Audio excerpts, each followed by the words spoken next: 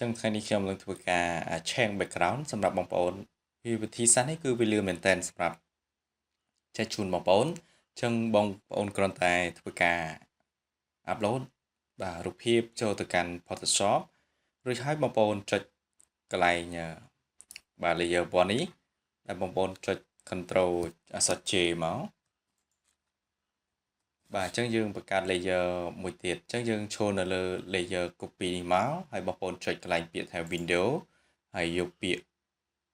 properties ហើយបងប្អូនធ្វើការ remove background រួចហើយបងប្អូនចូលទៅកាន់អញ្ចឹងឃើញmask layer មួយបងប្អូនចូលទៅលើកាន់ layer ដើមវិញហើយចុចពាក្យខាងក្រោម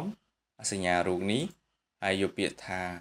soda colors អញ្ចឹងពេលនោះគឺបងប្អូនអាចធ្វើការ change background បានហើយបងប្អូនចង់ដាក់ពណ៌ស